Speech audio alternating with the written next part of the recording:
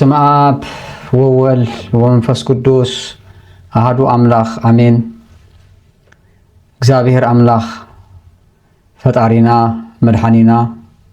ኢየሱስ ክርስቶስ ነዛ ዓለት እዚኣ ባሪካን ቀዲስካን ስለዝሃብካና ነመስግነካ ንኽብረካ ኣለና። አምላኽና እግዚአብሔር በሓድነትካ ምስለስተናትካ እንትመስገን በአና ባሮትካ ሓጣን ነመስግነካ ንኽብረካ ኣለና። አምላኽና እግዚአብሔር ሎምን መሃሮ ትምህርቲ ምስጢሩ ግለጸልና ፈቃድካ ይኹን። ንዓይድ ዛረብ አንደበት ምእመናን ዝሰምዑኑ እዝነ ልቦኖም ትከፍተሎም ቅዱስ ፈቃድካ ይኹን። እግዚአብሔር ዝፈትወኩም ብክርስቶስ ክርስቲያን ተባሃልኩም ናይ እግዚአብሔር ቤተሰብ ኦርቶዶክሳውያን ከመይ ጸኒሖም ከመይ ኣለኹም? ሰላም ናይ እግዚአብሔር ኣብ ዘለኹም ይብጽሐኩም። እሞ ሎሚ ከም እግዚአብሔር ፍቃድ ንመሃሮ ናይ ትምህርትና አርእስቲ ኩሎም ተገውትን ሓጥኣንን ክሰምዕዎ ናብኡ ቀረቡ። ሉቃስ ወንጌል ምዕራፍ 15 ቁጥሪ 1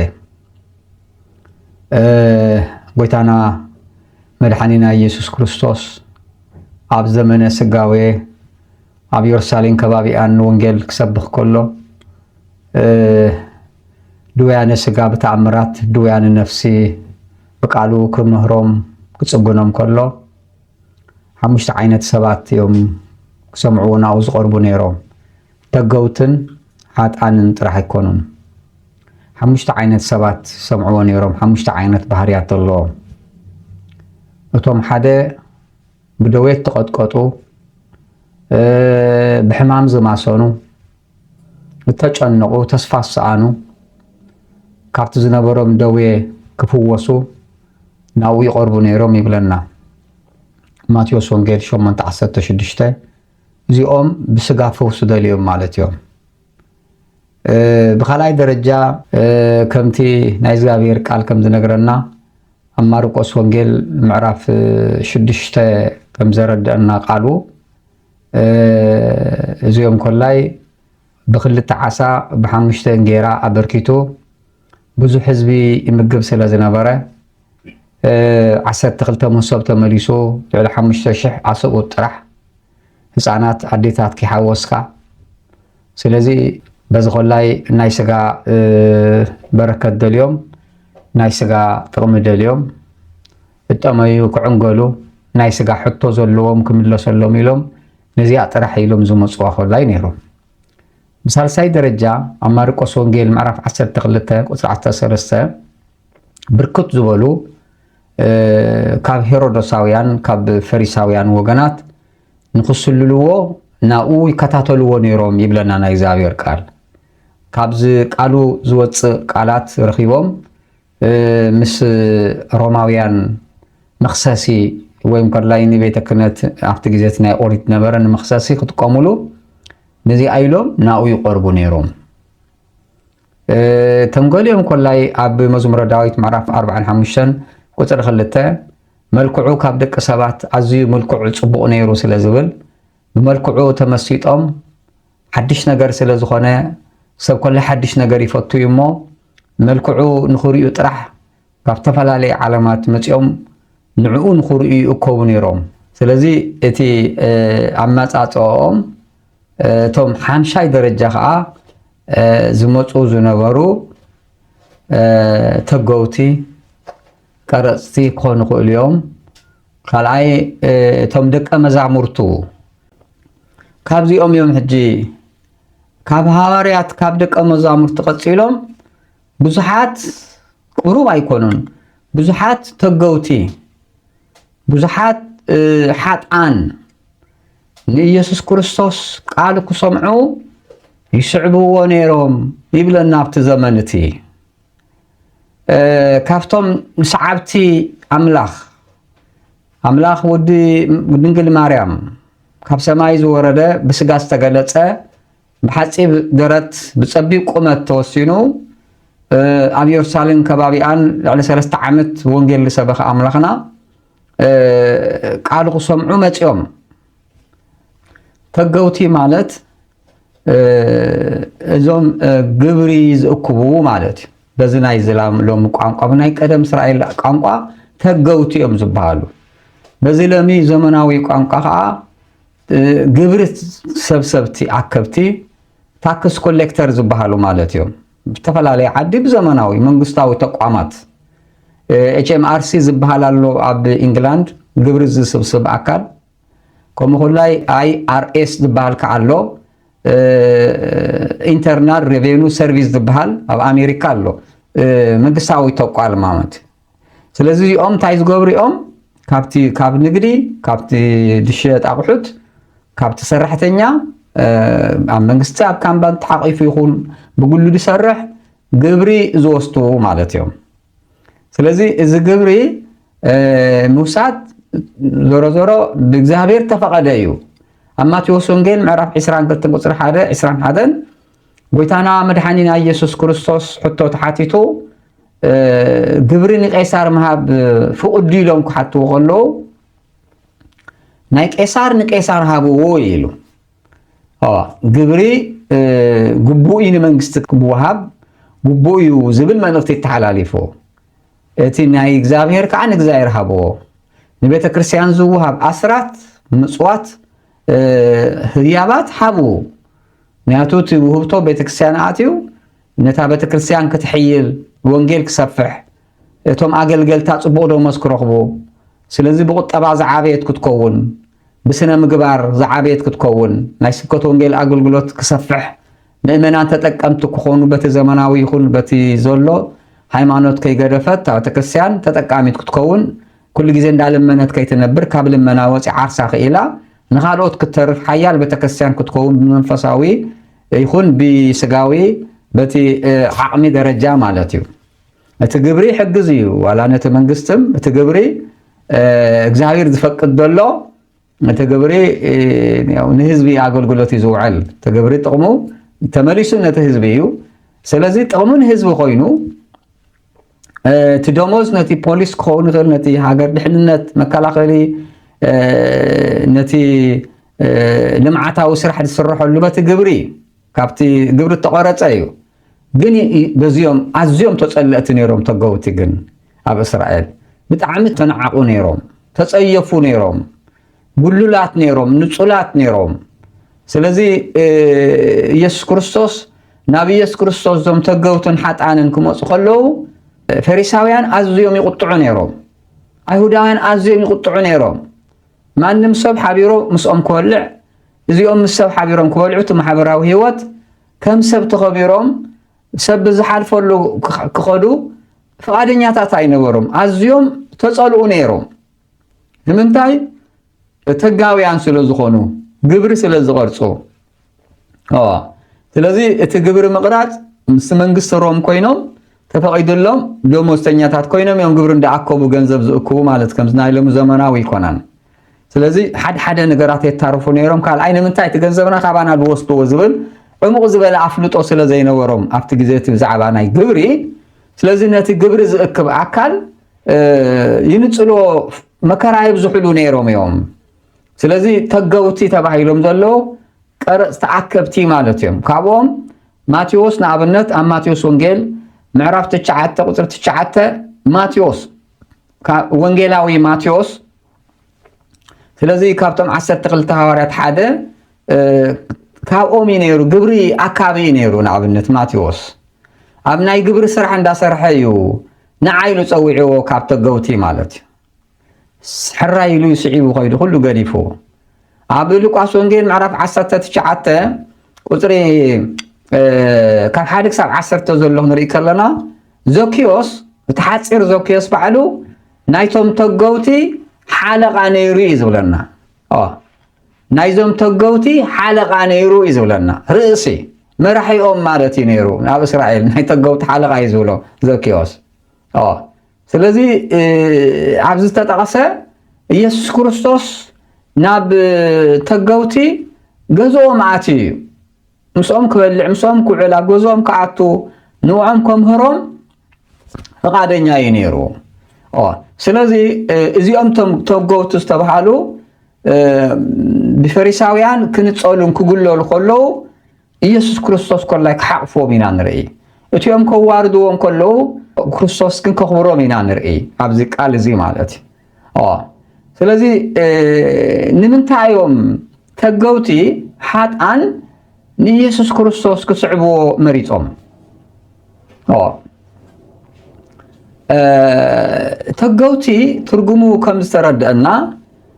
ግብሪ አከብቲ ማለት እዮም ሓጣን ተገውትን ሓጣን ኢሉ ፈላሊቆም ይጥዎም ዘሎ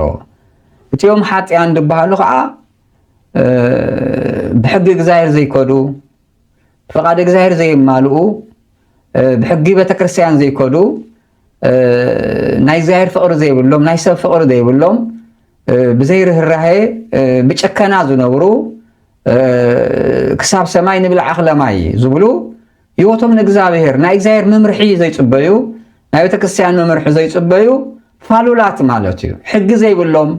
ከምዚ ልጓማት ተበጠሰት ፈረስ ማለት እዩ ጾም የብሎም ጸሎት የብሎም ዝመርሖም ሕጊ ዘየለ እዚኦም ሓጣን ይበሃሉ ማለት እዩ እዚ ሓጣን ኣብ ክልተ እዮም ዝኽፈሉ ዘለዉ ከም ሓደ ሓጣን ዝጣዓሱ ሓጢያቶም ኣሚኖም በደሎም ኣሚኖም ይቕሬት ሓቲቶም ንስሓኣትዮም ቅፅዓቶም ወዲኦም ደቂ ቤተክርስቲያን ክኾኑ ዝደልዩ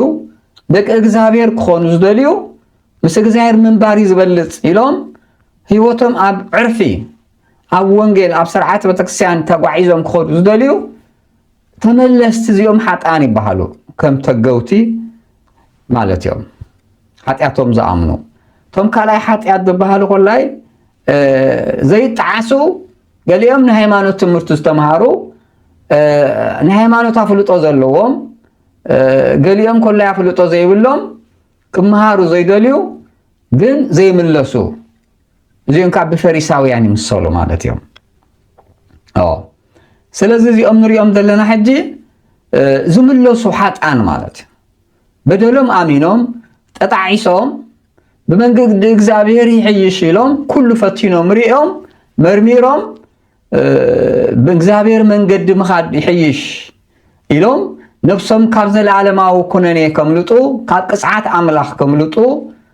ሰውነቶም ንዘላለማዊ መንግስቲ ከዳሉ ፈቃደኛ ዝኾኑ እዚኦም ተገውቲ ንብሎም ማለት እዩ ስለዚ ንምንታይ እዮም ናብ ክርስቶስ ግን ክፅጉዑ ቃሉ ክሰምዑ ዝመረፁ ምክንያቱ ምስ ሰይጣን ምንባር ሰልችዎም እንኳን ሰይጣን እስረኛ ኮንካ ሰይጣን ተገዚኻ ብናቱ ፈቃደኝ እንዳማልኣኻ ኣብ ትሕቲኡ ኮንካ ምኻድ ይትረፍ ኣብ እስር ቤት ሰብ ዘዳለዎ እስር ቤት እኳ ክትኣቱ ከለኻ ከቢድ እዩ የሰልችወካ እዩ የምህረካም የሰልችወካ እዩ እስር ቤት ስለዚ ኣብ ሓጢያት ብሓጢያት ምክንያት ኣብ ናይ ሰይጣን እስራት ስለሰልችዎም ከምታ ዒሉ ተኣሰረት ኣብ ቤተ ፋጌ ኢየሱስ ክርስቶስ ተኣሰረት በጊዕ ምስ ዒላ ምፍትሑ ስለ ዝፈለጡ ካብቲ ተኣስሮ ናይ ሓጢያት ሰንሰለት ክፈትሖም ኢሎም ናብ ኢየሱስ ክርስቶስ ክመፁ መሪፆም ብሓጢያት ምጓዓዝ ጎዳኢ ምዃኑ ስለ ዝተረድኦም ናይ ክልተ ዓለም ስደተኛ ምዃንካ ስለ ዝገብረካ ስለ ተረድኦም ናይ ሓጢያት መራራት ስለ ተረድኦም ናብ ክርስቶስ ክመፁ መሪፆም ብኻልኣይ ደረጃ ሰላም ኣይረኸቡን ነይሮም ብሓጢያት ክጓዓዙ ከለዎ ኣብ ሓጢያት ዝነብር ሰብ ሰላም የብሉን ስለዚ ኩሉ ዋላ እኳ ተጣዓምዎ ኩሉ ተረኸድዎ ሰብ ዝበፅሑ ዋላ እኳ ተበፅሑ ሰብ ዝሓለፈ ዋላ እኳ ተሓለፉ ነገር ግን ህይወቶም ግን ሰላም ክረኽቡ ይከኣሉን ሰላሞም ተወሲድዎም ርግኣታ ስኢኖም ስለዚ ሰላም ክረኽቡ ኢሎም ናብቲ ሰላማዊ ሓለቓ ናብ ኢየሱስ ክርስቶስ ክመፁ መሪፆም ኣብ ዮሃንስ ወንጌል ምዕራፍ 14:27 ሰላመይ ክበኩም እየ ሰላመይ ክሓድገልኩም እየ ኣነ ዝበኩም ሰላም ከምቲ ሰብ ዝበኩም ከምቲ ዓለም ዝበኩም ሰላም ኣይኮነን ፍጹም ሰላም ውዒሉ ዝሓድር ሰላም ስለዚ ሓዲሩ ዝቕኒ ሰላም ቀኒዩ ንውሕ ግዜ ዘይፈለየ ሰላም ስለ ዝበለ እዚ ሰላም ዝክረኽቡ መፅኦም ምክንያቱ መንገዲ ሓጢያት ሰላምካ ዝወስድ ሰላምካ ዘደፍርስ ስለ ዝኾነ ሰላምካ ዘባላሹ ስለ ዝኾነ በዚ ክኸዱ ኣይመረፁን ኣብ ትንቢተ ኢሳያስ ምዕራፍ 57 ቁፅሪ 21 ንገበርቲ ክፉእ ንሓጥኣን ሰላም የብሎ ምን ይብላሉ አምላኽ ይብል ኢሳይያስ ነብይ ስለዚህ ንገበርት ክፉ ድቃስ የብሎምን ካብ ኃጢአት ዘይወፁ መንገዲ ኃጢአት ምኻድ ዝመረፁ ሰባት ፍጽም ሰላም የብሎምን ስለዚህ ሰላምም ተወሲዱ ሰላምም ተባላሽ ይዝነብር ስለዚህ ዝተረዲኦም እዮም ሕጂ ሰላም ክረኽቡ ሳልሳይ ደረጃ ደስታ ተፈልይዎም ደስታ ፍጹም ዝኾነ ደስታ ፍጹም ተሓጓስ ክሕጎሱ ይከኣሉን በቲ ዝኸድዎ ነበሩ ናይ ኃጢአት ህይወት ናይ ተጋዊ ህይወት ፍጹም ዝኾነ ደስታኻን ተሓጓስካን ደባላሹ ስለ ዝኾነ ተሐቀኛ ተሓጓስ ተሐቀኛ ደስታ ከዓ بمنقد تصدق تقعيسكا ودك زاير كونكا ترخبو دا أمبر بعالم تقعيسكا جنزب سلا درخبكا ويم كلاي بعالم زنبرو زولو سلا زنبركا عالم زبصح سلا زبصحكا تتحقواس ترخبو إخا مالتا يكونن نايزا عالم بليع خاصتيخا جنزب رخبكا تحقوسو تحقواس وعيلو ديكا مسي يخيلي ويمسي زيك حدر يخيليو ديك قني يخيليو قال أنا قرزا فارسو نتدستا زبالاشو بزوح نقرات اللو ስለዚህ ካብ እግዚአብሔር ዝርከብ ደስታ ግን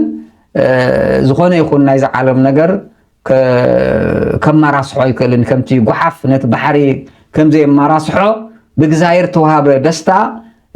ዓለማውነት ቁስ ዝኾነ ይኹን ሓይልታት ከባላሽዎ ይኩልን እዮም ኣብ ውሽጣዊ ስለ ዘሎቲ እቲ ደስታ መዝሙረ ዳዊት ምዕራፍ 70 ቁፅሪ 4 ኣቱም ንእግዚአብሔር ትደልዩ ኩላትኩም ደስ ይበልኩም እወ ተሓጎሱ ይብል እግዚአብሔር ዝደሊ ልቢ ኩሉ ግዜ ሕጉስ እዩ እግዚአብሔር ዝደሊ ሰላም እዩ እግዚአብሔር ዝደሊ ሰብ ኩሉ ግዜ ደስታ እዩ ደስታ እዩ ደስ ይበልኩም ከም ዝበለ ስለዚ ደስታ ስለሰኣኑ ደስታ ስለተፈለዮም ደስታ ንኽረኽቡ እዮም ናብ ኢየሱስ ክርስቶስ ክጽጉዑ ቃሉ ክመሃሩ መሪፆም ብዙሓት ንክርስቶስ ዝሰዓቡ ሰላም ረኺቦም ደስታ ረኺቦም بركات مليوم حيل تقنات إفهم كود كله ريوم يوم زينا سميعهم يوم أوشت يرسالهم سكرزلوا مالتيهم سلازكم أنكم ما سلوا مسأمكم قادة سدل يوم مالتي تسلام يكون تدستا مالتيهم علي صار بعالم مخنيات عالم بزح صار عشكي ماتهم ديابيلوس بزح صار عشكي مهم صارني عالم عزوي كبيد شخمو زكاة لا يكونن كبيد تي بوتوتي زي درعته ديابلوس عالم ذا سكمتهم نصور زي أزي خبيديو من عربات شخم السب تشكم تيلك تشكي مكاكو حجزوني الكاخ توردو تغيلها بعد غالق الدورية تغيلها تغيلها ولا تكون نص تغيلها تشغل مكو كده أنت خبيدو كاتر الصحة تحاسبه تغيلها وهي ما وصيها خليه تغير تغيلها كو كذود زي بالك للد بالك كده أنت كده أنت تغيلها تكاير تغيلها كو ስለዚህ በኃጢአት ምክንያት ዝመጽእ ሸኽሚ بعالماውነት ካብ ፍቃድ እግዚአብሔር ወፂኻ በመንገድ ርክሰት መንገድ ዕብዳን ዝመጽእ ጾር ሸኽሚ እዚ ግን ከቢድ እዩ ወላ ተደቀስካ ምሳኻ ይድቅስ ተኸትካ ምሳኻ ይኸይድ ዓዲ ተቐየርካ ምሳኻ ይቐይር ናብ መርከብ ተኸትካ ምሳኻ ይሳፈር ናብ ኣየር ተኸትካ ምሳኻ ይጓዓዝ ፈጺሙ ካባኻ ዘይፍለየካ ከማግኘት ተጣቢቐ ይትነብር لذي زصار زي بحاتيات مقنيات بتي بدل مقنيات شخم بزيحوم تترتيبهم كاب عقمهم من العلي حساب زبلو تشنيقهم سلازن نبره إذا صار زي خرجوا فلهم يلوم يوم ريوم يوم كعبسوا كوفتينهم يوم سلام كروخبون دام بيت آتيهم جنزب حيزهم سبز بصحوم قل كل كنت خوينو بقى سلام كم صلوا ما يكالن دستاهم صلوا ما يكالن إذا بحاتيات مقنيات تشكموا وصار بحاتيات مكنيات تشكمو شخمي هرقفولو ما يكالن عبلعلي شخمي عبلعلي صار عبلعلي چنكت دا درارولو بيخيدو سولومون كنت زبالو تحت السماء كل نجر كنتيو كل بس يحيي بالكو سولومون ገንዘብ ሒዘ ንጉሴ ሃገሬ ዘመሓዳድር ዝብላ ዓልዩ ጓል ኣንስተይቲ ድዩ ስልጣን ድዩ ሃልዩ ኩሉ ሒዘየ ይብል ግን ኮንቱ ኢሎ ዝሕጉስ ነገር የለን ኣብዚ ዓለም ኢሎ እዩ ኩሉ ነገር ናይ ኮንቱ ኢሎ እዩ መክብ መራብ ሓደ ስለዚ ኮንቱ ኮይኖም ኩሉ ተጓዓይዞም እዮም ዘይጣዓሙ ኮይኖም ኩሉ ፈቲኖም እዮም ነገር ግን በቲ ተኸደ ግዚያዊ ይኹሉ ዘላቂ ይኮነን በዚህ ምክንያት ናብ ክርስቶስ ክኸዱ ብዙሓት ሸኽሚ ከምኦም ተሸከሙ ጾሮም ዘራገፈሎም ስለ ዝረኣዩ ስለዚ ጾሮም ዝሸኽሞም እዚ ከራግፈሎም ኢሎም ናብ ኢየሱስ ክርስቶስ ከይዶም ኢየሱስ ክርስቶስ በዓሉ ኢሉ ኣቱም ሰላም ሰኣንኩም ናባይ ንዑ ሰላም ክበኩም እየ ኣቱም ደስታ ሰኣንኩም ናባይ ንዑ ኣቱም ተጨነቁም ከረጋገኩም እየ ናባይ ንዑ ከም ኣንበሳ ክትዘሉ ኢኹም ከም ዋልያ ክትዘሉ ኢኹም ክትዘሉ ኢኹም ናባይ ንዑ ኣቱም ሸኽሚ ዝኸበደኩም ኣቱም ጾር ዝኸበደኩም ናባይ ንዑ ጾርኩም ሸኽምኹም ከርግፈልኩም እየ ባርነትኩም ክሰብረልኩም እየ ቀንበርኩም ክሰብረልኩም እየ ሰላም ክገብረኩም እየ ካብቲ ጾር ዘሸክም ዲያብሎስ ኣብቲ ጭንቀት ዘሸክም ዲያብሎስ ዝትብትበኩም ቡትቲ ፈርዖን ቀጥቂጠ ናፍቲ ሰላም ዝኾነ ቦታ ክዕርፈኩም እየ ናባይ ንዑ ኣብ ማቴዎስ ወንጌል عرف 11 ቁጥሪ 28 ስለዚ ኢየሱስ ክርስቶስ ጾር ከራግፈሎም ሸኽሞም ከራግፈሎም ኢሎም ብዙሕ ዘይፈተኑ ኮይኖም ኣይኮነን ብዙሕ ፈቲኖም እዮም ክረኽቡ ይከኣሉን ብቸኛ መማረፂ ኢየሱስ ክርስቶስ እዩ ናይ ጾሮም ናይ ሸኽሞም መራገፊ በቃ እሱ ምዃኑ ኣሚኖም እዮም ቶም ተጋውያን ናብ ክርስቶስ መፅኦም ዘኬዮስ እኮ ናብ ክርስቶስ መፅኡ ተሓጒሱ ደስ ኮይልዎ ገዝኡ ኣትዩ ርኢዎ ፅዒሩ ዋላ እኮ ሓፂር ተኾነ ኢየሱስ ክርስቶስ ደልዩ ሸኽሚ ስለ ዝነበሮ ሸኽሚ ዘራግፈሉ ከዓ ስኢኑ ስለ ዝነበረ ጾር ስለ ዝነበሮ ንሓጢኣት ጾር ሕማቕ ባህርያት ስለ ዝነበሮ እዚኦም ከራግፎም ኣይከኣልን ስለዚ ንክርስቶስ ደልዩ ሻላ ውፃእ ውረድ ኢሉ ገዝኡ ኣትዩ ብጣዕሚ እዩ ተሓጒሱ ስለዚ እቲ ንዓለም ጾር ንዓለም ሸኽሚ ኣውዲቑሉ ትቡትቲ ኣውዲቑሉ ትድሪቶ ኣውዲቑሉ እዩ ኢየሱስ ክርስቶስ ተገውቲ ሰዓብዎ ሰላም ክረኽቡ ኢሎም እዮም በረከት ክረኽቡ ኢሎም እዮም ደስታ ክረኽቡ ኢሎም እዮም ሸኽሞም ክረግፈሎም ኢሎም እዮም ነፃ ሰባት ክኾኑ ህይወት ክረኽቡ ብመንገዲ ሰላም ክጓዓዙ ኢሎም እዮም እቲ ደለይዎ ኮላይ ረኺቦም እዮም እቲ ደለይዎ ከም ኣድጊ ተወጢሕዎም ኢየሱስ ክርስቶስ ስለዚ እዚኦም ነዚ ዓላማ እዚኦም መፅኦም ብኻልኣይ ደረጃ ኸ ንምንታይ እዮም ናብ ክርስቶስ ዝመፅዎ ተልና ምክንያቱ ኢየሱስ ክርስቶስ ፈጣሪ ስለ ዝኾነ ናይ ኩሉ ኣቦ ናይ ኩሉ ፈጣሪ ከምቲ ሚልክያስ ምዕራፍ 2 ቁፅሪ 10 ሓደ ኣምላኽ ሓደ ኣቦ ዘለና ዘይኮንና እንድበሎ ኣቦም እዩ ኢየሱስ ክርስቶስ ናይ ዘለኣለም ኣቦ ስለዚ ኣቦ ስለ ዝኾነ ፈጣሪ ስለ ዝኾነ ብዓይኒ ምሕረት ዝቕበሎም ነይሩ ነቶም ሓጣን ነቶም ተጋው ብጣዕሚ እዩ ዝፈትዎም ነይሩ ጽቡቕ ኣቀራርባ ይቐርቦም ነይሩ ፍሽኽ እንዳበለ ወዓል ሕደር ከይበለ ይቕበሎም ነይሩ ዋላ እኳ ሰብ ተደዓቆ ዋላ እኳ ሰብ ተጸየፎም ነገር ግን ኣዝዩ ይፈትዎም ነይሩ ኣዝዩ የፍቅሮም ነይሩ ኣብ ሉቃስ ወንጌል ምዕራፍ 5 ቁፅሪ 31 ነቲ ዶክተር ሲ ነቲ ሓኪም ደድልይዎ እቶም ሕሙማት ዳዮም እምበር እቶም ጥዑያት ኣይኮነን ንዓይ ዘድልዩንስ እቶም ጻድቃናት ዘይኮኑስ እቶም ጻድቃናት ጸዲቆም እዮም እኮ ስለዚ ንዓይ ዘድልዩን እቶም ሓጣን እዮም ኢሉ እዩ እቶም ብሓጢኣት ዝሓመሙ ዝቆሰሉ እሶም እዮም ዘድልዩን ንዓይ ኢሉ እዩ ስለዚ ኣነ ኣብ ሉቃስ ወንጌል ምዕራፍ 5:32 ኣነ ንጻድቃን ክጽዋዕ ይኹንክን መጽ ንሓጣን ክጽውዕ መጽ እስኪ ምሳሌ ክነግረኩም ኢሉ ሓደ ሰብ 99 ሚእቲ ኣባጊዕ ነይሮኖ ሓንቲ በጊዕ እንተዳ ጠፊኣ ነታ ሓንቲ በጊዕ ዝጠፍአት ንዓ ዘይደሊ መን ኣሎ ኢሉ ምሳሌ ብቐሊሉ ኣረዲእዎም 99 ኣብ ገዝአን እየን እኮ ዘለዋ ኣብ ደንበአን እየን ዘለዋ ምስ ጓሶአን እየን ዘለዋ ኮሰን ነታ ዝጠፍአት እየን በርዚአን እኮ ምድላያ የድልየንን እየን ምክንያቱ ኣብ ውሕስ ቦታ እየን ዘለዋ ኣትየን እየን እኮ 99 ነገደ መላእኽቲ እሶም ኣይኮኑን ጠፊኦም ጠፊኣ ትበሃል ዘላ ሓንቲ በጊዕ ኣዳማዊ ዘርኢ ስለዚ ነቲ ዝጠፍአ ኣነ ክእልሽ መፅአ እቶም ጠፊኦም ተባሃሉ ተጋውያን ጠፊኦም ተባሃሉ ሓጣን ስለዚ ንዕኦም ኢሉ እዩ ኢየሱስ ክርስቶስ መፅኡ ነታ ዝጠፍአት በጊዕ ስለዚህ ጽቡቕ ፍቕሪ ጽቡቕ አቀባብላ ስለ ዝገበረሎም ጽቡቕ ገጽ ካብ ምግቡሲ ገጹ ዝበሃል ኣሎ ሰብ ካብቲ ምግቡ ንላዕሊ ገጹ ይሕጉሰካ አቀራርባ የድሊ እዩ ቃል ጥራሕ ኣይኮነን ማሪኽዎም ነቶም ተገውቲ ነቶም ሓጥኣን ናይ ኢየሱስ ክርስቶስ ወንጌል ቃል ምስባኽ ጥራሕ ኣይኮነን ማሪኽዎም ናብኡ ክመፁ ኩሎም ዝደልዩ ዝነበሩ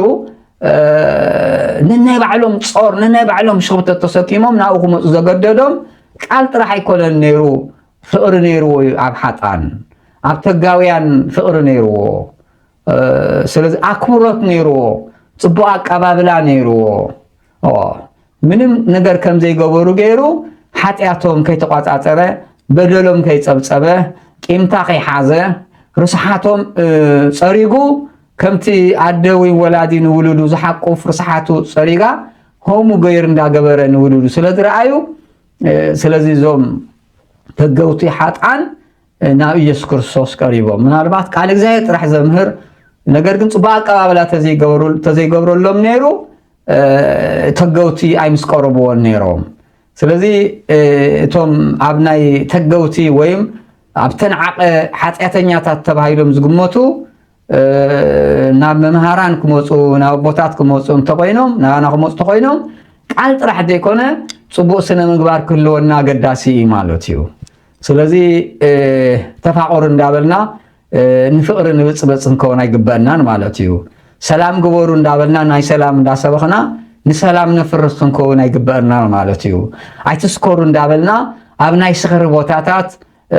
ብምስካር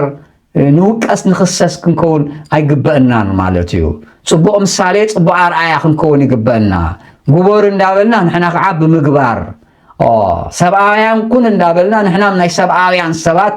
ክንከውን ኣለና ንሕና ንጽቡቕ ስራሕ ምሳሌ ኣርኣያ ክንከውን ብፍላይ ኣብ ልዕሊ ዘለና ኣብ ሃይማኖት ቦታታት ጽቡቕ ምሳሌ ክንከውን ይግበአና ነተን ብዝቆሰላ ኣባጊዕ ክንሕክመ እንተኮይኑ ነተን ተኣሰራ ክንፈትሓ እንተኮይኑ ነተን ተጨነቓ ነፍሳት ክነፀናንዐ እንተኮይኑ እተን ነፊፀን በሪረን ዝወፃ ናብ ቤተክርስትያን ናብ ደንበአን ክልመልሰን ነተን ኣብ ደንበ ዘለዋ ነፊፀን ከይከዳን ክንሕዞ እንተኮይንና ብጉልበት ብጥበብ ብኻሊእ ዘይኮነ ብሃይማኖት ከምኡ ኮላይ ጽቡቕ ስነ ምግባር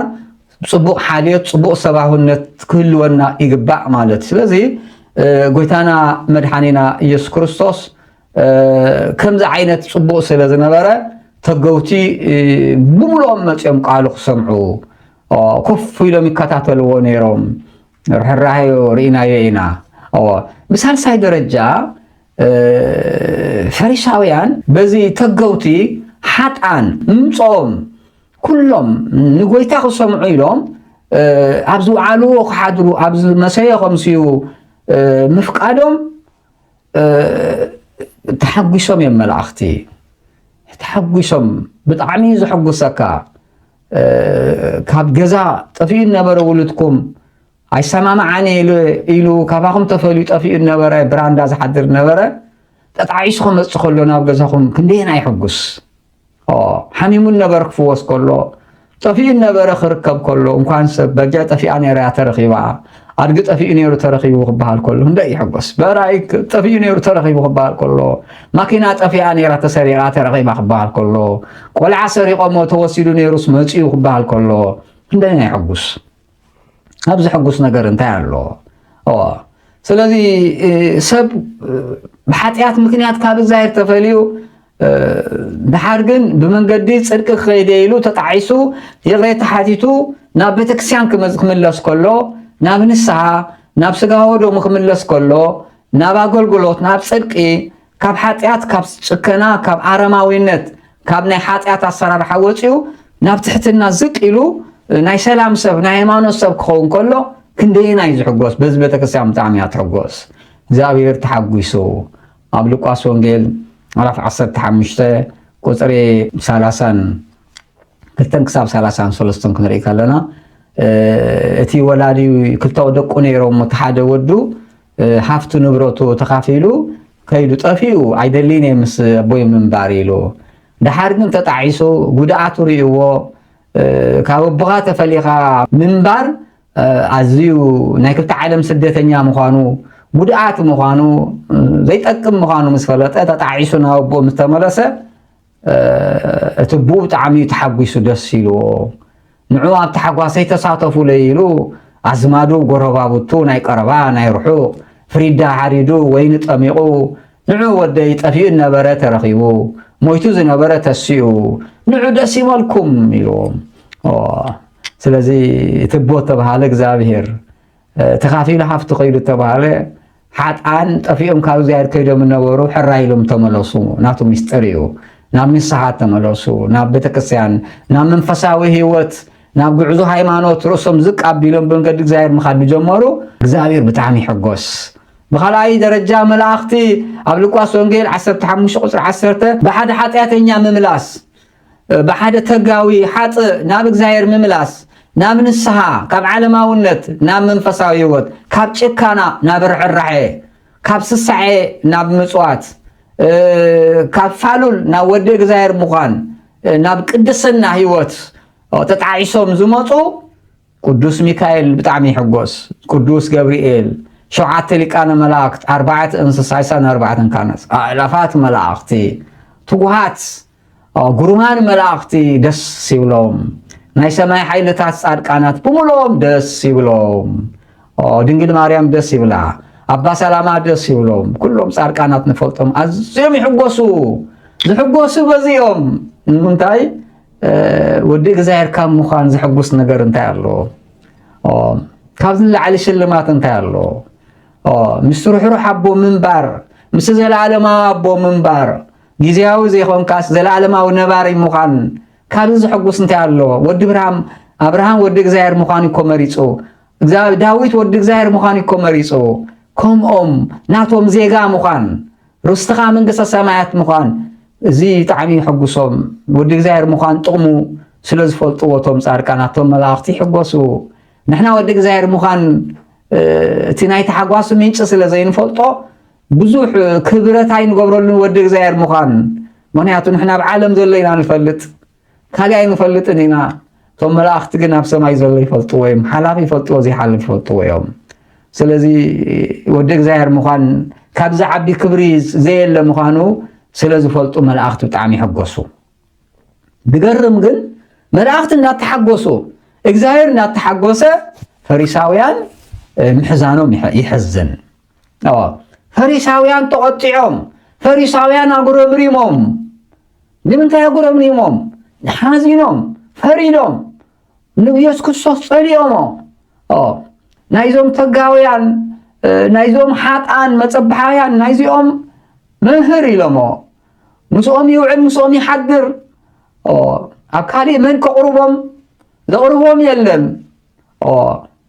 ነገር ግን እሱ ግን ይስብስቦም አሎ ናቶም መምህር ናቶም አቦ ሆይኑ እሱ ሐቀኛ ነብይ ተትኸውን ነይሩ ነዛ መንዝራ ሰበይት እዚኣ ከምዚ መስገበራን እግሩ ይምሰርገጻን ነይሩ ጸጉራት ተዶርዘላ ብንምዓታ እንዳገበረ ጨና እንዳፍሰሰት አማርቆ ሸሞንተ አይፈለጣን ነዛ ሰበይቲ ነቢያት ይፈልጥዮም ነይሮም ዝመጽ ይፈልጥዎም ناي قربا ناي رحوق لبي فلطو يوم نبي تتخون نيرو نزا سبيت زيا مسفلطا نيرو نبي حقنيا سلده يكون ايو وشتا يفلطان رخصت مخانا حطياتنيا مخانا يفلطان ምክንያቱ ኃጢአተኛ አይቆርቡን የምኮና ጻድቅ ሰብ እንዳወሉ ይፈርዱ ነይሮም አብ ዮሐንስ ወንጌል ምዕራፍ 8 ከተመንዝር ተረኸበት ሰበይቲ ሞት ፈሪዶም ላ ኃጢአተኛ ብጣዕሚም ዘይፈትዎ ብእምኒ ተቆጥቂጡ ይሞት ይብሉ አከንዲ መለስ ክንዱ ዝብሉ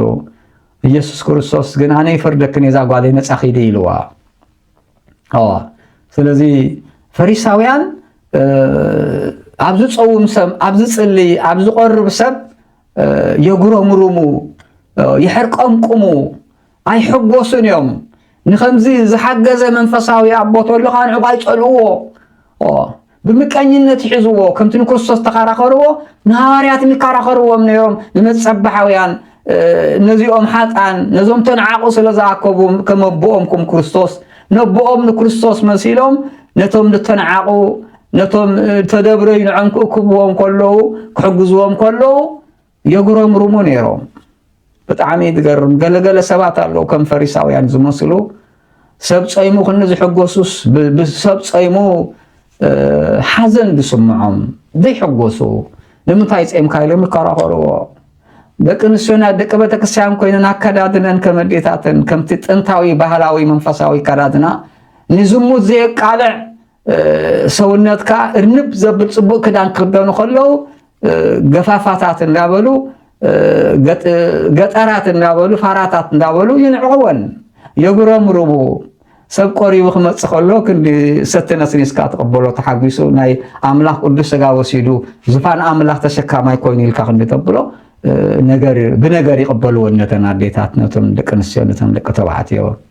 ቃል እግዚአብሔር ተማሂሮም ክንዲ ትምርቆ በዚ ሓዝን የጉረምርሙ ኣብዚ ሕኽዮ ሕጂ እንታይ ክንሳብ ክንዲ ዝጾም እንታይ ክሳብ ክንዲ ዝጸሎት እንታይ ክሳብ ክንዲ ተጎሌትካ መብዓለ ቤተክርስትያን እንዳተባሃለ ገለገለ ኣሰውት ንእንስቶም ዝሓዝኑሉ ኣስናኖም ዘሕርቆምቁሙ ኣንስቶም ናይ እግዚአብሔር ቤተሰብ ኮይነን ናይ ቤተክርስትያን ኣገልገልቲ ኮይኖም ገለገሊኦም ዘይሕጎስሉ ገለገሊኦም ከዓ ዝሕጎስሉ ገለገለ ኣንስተ ኮላይ ኣሰብኡተን ናይ እግዚአብሔር ሰብ ቤተክርስትያን ዝሕግዙ ድኻታት ዝሕግዙ ተሸገሩ ከዓ ናብ ገዝኦም ከምታ ሲራፒታ ንኤልያስ ዘመገበቶ ገዛኣ ከምቲ ስኔም ንኤልሳ ገዛ ሰርሐትሉ ይመላለስ እዚ ገዛ ናይ ስላሴ ገዛ እዩ ገዲፍና ያንከይዲና እዚ ገዛ ንዑ ንሃቦ ኢላ ሰርሐት ከምኡ ክንገብርና እንተኢለን ፈተና ይበዝሐን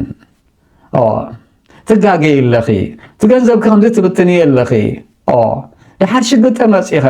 ምን ይረድአክ ዝዕሽነት እዩ እንዳበሉ ኣክንዲ ጽቡቕ ዘተባብዑ ገለገለ መንፈሳውያን ሰባት ገለገለም ዓለማውያን ሰባት ንጽድቂ ዝከራኸሩ ቅንዕ ዝሕዞም ኣስናኖም ዘሕርቆምቁሙ ጽቡቕ ስራሕ ክሰርሕ ደስ ዘይብሎም ፍቕሪ ክበዝሕ ሰላም ክፈስስ ስለዚ ቤተክርስትያን ክትዓቢ መምህራን ክበዝሑ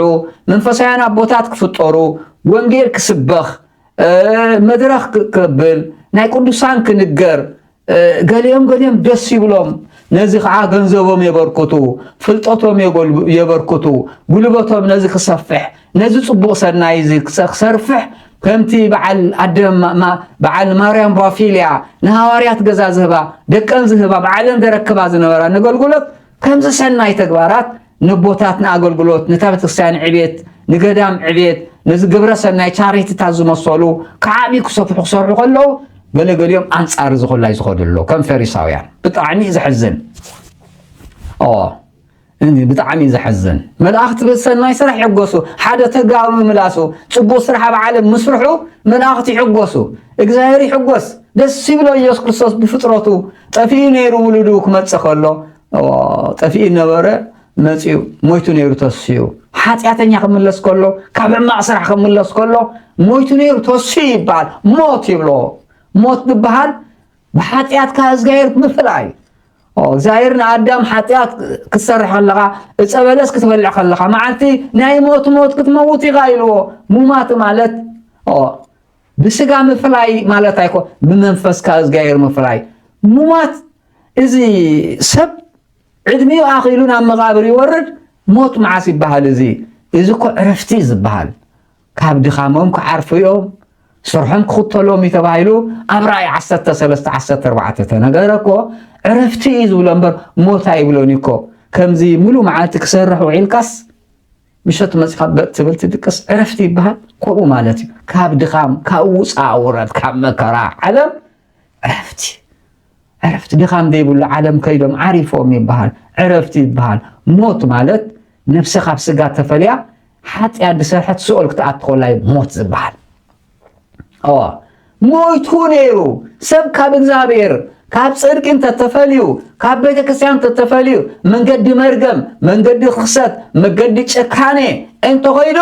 እዚ ሰብ እዚ ካብ እግዚአብሔር ተፈልዩ ሞይቱ ይበሃል ጠፊዩ ካብ መን ጠፊዩ ካብ እግዚአብሔር ጠፊዩ ኣብ ሕይወት መጽሓፍ የለን ጠፊዩ ኣብ መዝገብ የለን ኣብቶም ርስቲ ቅዱሳን የለን ኣብ መዝገብ ኣብ ዓለም ኣሎ ሬጅስተር እዩ ተመዝገበ ይብዓለም ኣብ ናይ እግዚአብሔር ግን የለን መጽሐፍ ሕይወት ይገንጸል ተተባሃለስ የለን እግዚአብሔር ካብ ዝድሕነና ናይ ህይወት መጽሓፍ ግንጽል ምስ በለ ሽመማዊ ህይወት መጽሓፍ ዘይተረኸበ ናብ ባሕር ሓዊ ተደብርዮም ራእይ ምዕራፍ 10:15 አንብቦ እዚ ካልኣይ ሞት ሓጢአት ዝገብር ብሓጢአት መንገዲ ዝኸይድ ዘይጣዓስ ናብ ንስሓ ዘይምለስ ሰብ ሞቱ ይበሃል ካልኣይ ሞት ይብሎ ሞይቱ ነይሩ ተመሊሱ ኣብ ሓጢአት ተጣዓይስ ንንስሓ ክበጽሕ ከሎ ካብ ዓለማዊ ህይወት ናብ መንፈሳዊ ህይወት ካብ ጭካና ይትረፈኒ መንገዲ ቃኤል ንቃኤል ዘይጠቐሞ ንዓይ ኣይጠቕመንን መንገዲ አቤል ይሕይሽ ኢሎም ናይ መንገዲ አቤል ህይወት ተመለሱ ዝመለሰሉ ንጴጥሮስ ንዳዊት ዝመሰሉ መላእኽቲ ደስ ይብሎም እዳው ዘርግሒ ይቕበል እግዚአብሔር ደስ ይብሎ ስለዚ ንሕና ክንሕጎስ ይግበአና እምበር ሰብ ጽቡቕ ገይሩ ክንሕጎስ ይግበአና እምበር ነገር ግን ንሰዓት ንሕና ንጭንቕ ተኮይና ሰብ ቆሪቡ ንሕና ውሽጥና ዝባሳጭ ተኮይኑ ምጽዋት ሂቡ መንፈሳውያን ወለዲ ብቕንዕና ክርስቲያን ቅንዕድፍ ኢሎም ክዕብዩዋ ነቲ ገዳም ክዕብዩ ግብረ ሰናይ ስራሕታት ጽቡቕ ከስፍሑ ቤተክርስቲያን ጥቀመሉ ሃገር ጥቀመሉ ጽቡቕ ስራሕ ክሰርሑ ከለው በዚኦም ምቕና ኣይኮነን ዘድሊ ነዚኦም ዕንቅፋት ምዃን እምን ምቕማጥ ኣይኮነን ዘድሊ ከምኡ ተኮይና ደኣሞ ካብ ፈሪሳውያን ከመይ ደኣ ንፈላለይ ካብ ሰይጣን ከመይ ንፈላለይ ደኣ ጾም ጅምር ከብልን ንጾም ክቃወምን ሓደ ዲያብሎስ ማቴዎስ 4:4 ኣብ ገዳመ ቆሮንቶስ ኣትዩ ጾም ጅምር ከብልን ሰይጣን ንጾም ክቃወሙን ሓንቲ ንጾሙ ሰባት ክቃወም ተኮይና መላእኽቲ ዲና ወላስ ንሕና ናይ ሰይጣን እስኪ ኣእምሮና ገምኩሞ መላእኽቲ ብጻድቕ ሓጢአት ብሰርሐ ዝተመለሰ ይሕጎሱ ጽቡቕ ዝገብር ሰብ ይሕጎሱ ምሕጓስ ጥራሕ ኣይኮነን ኣብ ጎኑ ኮይኖም ቅድሚ ይመርሕዎ ብኣኽናፎም ይጋርድዎ በይኑ ይኮነን ጽቡቕ ዝሰርሕ ሰብ እኮ ኣለዎ ኖ መልኣኸይ ኣነ ናብቲ ዘዳልኽዎ ቦታ ክእትውኻ ቅድሚኻ መልኣኸይ ክሰድድ ዘጸአት 23:20 መልኣኽቲ ኣለዉ ከይትዕንቀፍ ብኣዳውን ክጾሩኻዮም ኣብ መዝሙረ ዳዊት 91:10 መላእኽቲ ኣለዉ ይሕጎሱ ጥራሕ ኣይኮነን ይሕግዝዎ ነቲ ጽቡቕ ዝገብር ሰብ ከይዕንቀፍ ከይወድቕ ተጻቦታት ከይበዝሖ ኣብ ጎኑ ይኾኑ ይሕግዝዎ እዮም ስለዚ ክንሕጎስ ይግበአና ነቶም ጽቡቕ ዝሰርሑ ንሕጉሶም ኣጅኹም በርትዑ ጎኒኻ ኣለኹ እንዳልና ነቶም ዝሕግዙ ነቶም ዘባራትዑ ጽቡቕ ስራሕ ዘስፍሑ ኣብዛ መሬት ከም መላእኽቲ እኮ ይመሰሉ ደቂ ክርስቶስ እዮም ደቂ መላእኽቲ እዮም እዚኦም ኣንጻር ናይዚ ንኸይድ ተኮይና ከዓ ካሊእና እሞ ከም ፈሪሳውያን ቁጣ ኣይግበአና ማለት እየ ስለዚ ጽቡቕ ስራሕ ክንሰርሕ ከለና ብውሽጥና ንጽቡቕ ዝገበረ ሰብ ተጻብእዎ ሕሮቑ ጽሮፍዎ ጨቕጭቕዎ ነገር ፍጠሩሉ ዝኢሉ ዝከራኸረና ተኮይኑ ዝማ ከመይ ገይሩ ክጠፍአና ክእል ክንከራኸሮ ከለና ሰብ ተባሂልና ተኾነ ንሕግዝ ተዘይኮይኑ ነብስና ንነብር ተኽኢልና ንሕግዝ ከምቶም ዝሕግዙ ዘሎ ንሕግዝ ክርስቲያናዊ ተግባር እዩ ተዘይኮነ ነብስና ንድሕን ካብዚ ወፃኢ ግን ከም ፈሪሳውያን ጽቡቕ ተሰሪሑ ኢልና ክንከራኸር ነቲ ጽቡቕ ተሰርሐ ክነፍርስ ነቲ ጽቡቕ ተሰርሐ ክነባላሹ ነቲ ጽቡቕ ዝሰርሑ ኣቦታት ጽቡቕ ዝሰርሑ ደቂ ኣንስትዮን ኣዴታት ክኾና ክብላ እየን ንዕኦም ሽም ምጥፋእ ምስጓግ እዚ ናይ ክርስቶስ ኣይኮነን ናይ ፈሪሳውያን ተግባር ኢየሱስ ክርስቶስ ይሰግዎ ነይሮም ንቀረጽትን ንተገውትን ስለ ዝሓገዘ ኣምላኽና ኢየሱስ ክርስቶስ ዝመጸሉ ዓላማ ስለ ዝኾነ ግን ከይጸርፉኒ ከይጸልኡኒ ከየብሉኒ ኢሉ ግን ትሰርሑ ጠጠው ኣየበለን ሰባት ነቕፉና እዮም ከብሉና እዮም ኢልካ ጽቡቕ ኣይጎድፉን እዮም ወለድና ስለዚ ጽቡቕ ስራሕና ከይንንቀፍ ከይነብል ኢልና ክንሽገር የብልናን ኢየሱስ ክርስቶስ ኩሉ ግዜ ነቶም ተሸገሩ ነቶም ሓጢአት ዘሎ ንዖም ክንሕግዞም ይግበአና እግዚአብሔር ተምሃርናይ ትምህርትን ህይወት ይግበረልና ከምቶም ሓጣን ተገውቲ ተመለሱ ንሕናም ከምኦም ኢና እሞ ኣብ ሓጢአት ኢና ዘለና እሞ እግዚአብሔር ኣምላኽ ከምቶም ተገውቲ ዝምለስ ልቢ ይሃበና ኣምላኽ ናይ ክርስቶስ ዜና ክሰምዑ ተገውትን ሓጣን ኩሉ ነገር ገዲፎም ከም ዝመፁ ንሕናም ዜና ናይ ክርስቶስ ኣብ ቤተክርስትያን ዜና ናይ ክርስቶስ ኣብ መምህራን ዘምህሩ እሞ ኣብ እግሮም ኮፍ ኢልና ክንመሃር ጽሩይ ልቢ ይሃበና እግዚአብሔር ተምሃርናይ ህይወት ይግበረልና ፍጻሜና የጸብቀልና ናይ ተገውቲ ናይ ሓጣን ኣምላኽ ኢየሱስ ክርስቶስ